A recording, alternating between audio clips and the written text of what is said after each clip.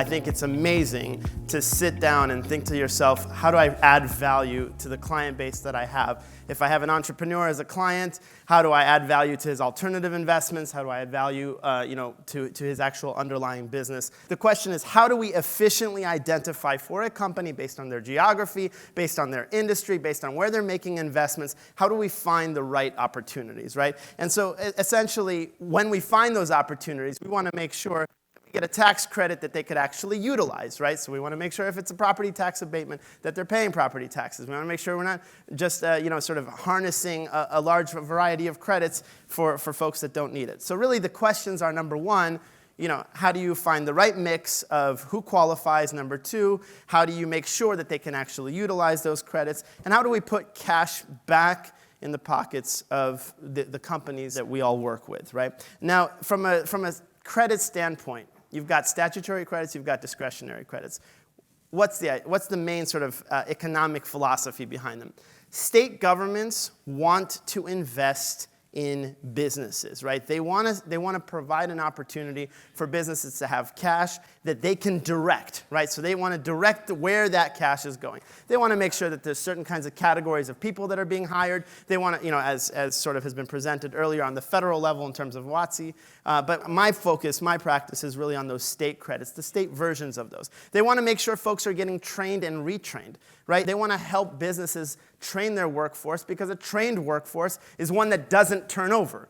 And given where sort of the macroeconomic climate is headed, there may be turnover coming, right? And from a state government perspective, they want to minimize that. So they provide these sort of incentive opportunities that are sometimes found in the regulatory framework of their statutes, right? There's the tax code and every state.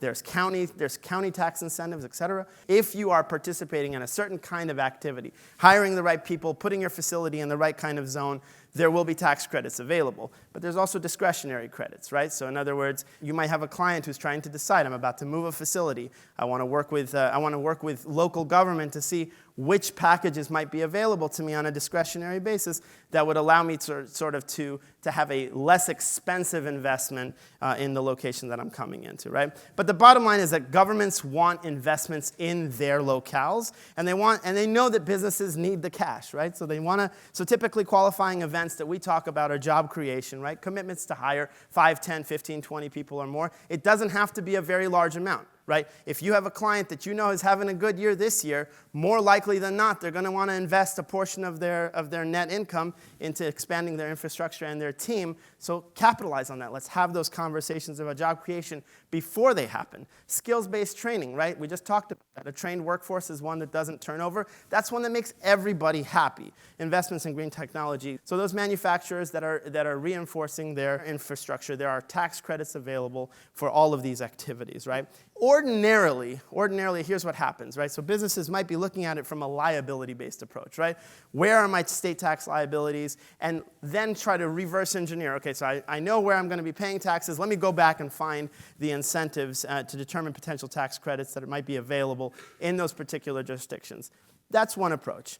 Activity-based approaches are a little bit more interesting, right? So an activity-based approach would be to look in your portfolio of clients and say, who are my manufacturers? Who are my exporters? Who are my folks in technology, aerospace, healthcare that have facilities across multiple states that might have more tax liability in states than they can kind of juggle or manage? Let's see where the direction of their business is and how do we get ahead of it, as opposed to at the end of the year going back and saying, okay, shoot, I'm filing a state tax return in Georgia, in New Jersey, in Texas. Let me franchise return here, an income tax return there. Let me try to figure out afterwards whether I did anything that qualifies. Let's get ahead of that by looking at the profile of your clients, seeing where they're located, seeing what kind of team they have, the direction of their business, and what might be available. So a company that benefits from a multi-state tax credit and incentive solution, what are they going to need? What's their objective? I mentioned there's about 30, if you look at 50 states of credits and incentives and all the different categories, there's about 3,500. We have populated in our database about 3,500 incentives.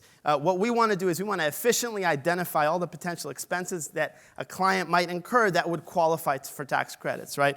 And not just tax credits, but other kinds of incentives as well. But like we talked about, it's going to be job creation, it's going to be job training, and it's going to be capital equipment and investments in capitalized expenditures. Let's talk a little bit about the obstacles, right? So what are obstacles for any of your clients who may qualify from getting a chance to take advantage of some of these benefits? Number one, they just lack familiarity, right? So lack of familiarity leads to inefficient exploration of benefits. What that means is, unless you've been doing this for 13 years, the way I have and my team has, unless you're in the field, you're going to end up starting from scratch every single time with a client, right? Whereas from our standpoint, we say to you, okay, here's the clients that we are looking for, provide them to us, and we will find, as quickly as possible and populate a report of potential credits and incentives available to them based on their industry, based on their activities, and based on their potential liabilities. That efficient exploration makes for a much easier tax season for everybody, right? So if we can just get those credits right in front of them that they can actually utilize, that's going to be exciting for everybody. Number two is there's an overwhelming number of local compliance regulations to understand, right? So nobody can be an expert in every single set of regs that are related to all the different kinds of projects that we do. But oftentimes, again, if you don't have familiarity, you don't have an efficient approach of how to find those incentives, and then when you actually finally find them, you might not have a database. And number three, there's a lack of awareness that comes from just not communicating, right? So a lot of times you might have a client that has a team that's devoted to sort of exploring new real estate opportunities for them. I'm not talking about investment in real estate. I'm talking about putting a team in place, a sales team, a product development team, somewhere in a new state, and they're trying to figure out sort of, where's the best place to locate their folks. What are they usually basing it on? They're basing it on economics, right? But they may not be aware that if we work with them and we say, listen, if we take an economic impact analysis, which we would provide for your clients, and we say, you're about to bring in 20 new high-tech jobs in the state of New Mexico, for instance, right? They want those jobs. They want them now. They want them quickly. Please come to our state. Here, there's a package that's available. So rewards. Taxpayers realize value in the form of tax credits and incentives. Our job, when we sit down with you and your client, our job is to make sure there is a tangible cash value to whatever we are doing, and it is immediate. That is what's going to put a smile on everybody's face at the end of the day. Risks. We want to make sure that there is that there's a healthy risk appetite in front of us, right? So we want to assure that the cost benefit is relative to the work performed. That we take care of with the contingent fee basis, right? Now, we're not in the world of Fed credits. We're in the world of multi-state credits. So Circ 230, for those of you who are familiar, doesn't apply. State credits, the regulations around state credits and fees, much more flexible in terms of contingent fees. So no one is taking a penny from your clients until we've actually presented a tangible benefit to them that all of us can kind of get excited about. So that's from sort of a cost-benefit perspective. Let our teams do the work, do the heavy lifting, and bring the benefit to the client.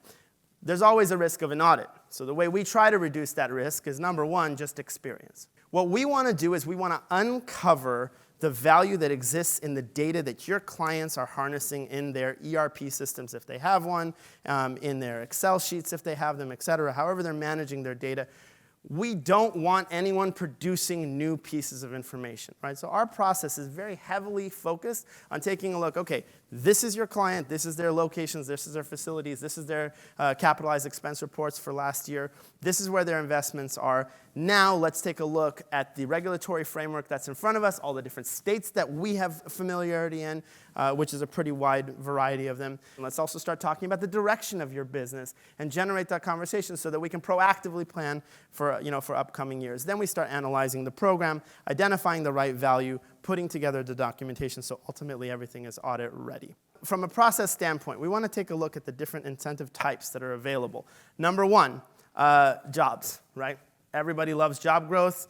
There are a wide variety of states. California has done away with enterprise zones. There are still a wide variety of targeted employment areas. But what's most interesting for us is not just a generic sort of, this zone additional employees. What we're looking for is states or locations that have an interest in tech jobs, right? And if you guys represent companies that have, a high-paying tech jobs, we want to identify those areas specifically, right? Or aerospace jobs, or more industry-specific, because generally speaking, the states that are looking for particular industries are putting more money behind those credits and incentives, and it generally generates a better value for all of us. Number two is investment capital expense, right? So again, if you have a manufacturing facility, if you have any kind of product development center, a distribution center, a logistics center that your clients are building out, whether they own the real estate or not, we can grab credits for, for expenses that they're incurring, and we have defended audits in New Jersey, in Texas here for franchise credits, and they're usually very, very smooth as long as we can establish that the economic activity has happened. So again, generally speaking, there's about 3 areas that companies are putting money into that states are going to get excited about. So lastly speaking, there are going to be different types of tax incentives that we talked about. There's transferable tax credits, refundable credits. All of us know what these terms mean. There's taxes against different types of tax liabilities. Different types of tax credits against different types of tax liabilities. The key is to identify the right opportunity for your specific client.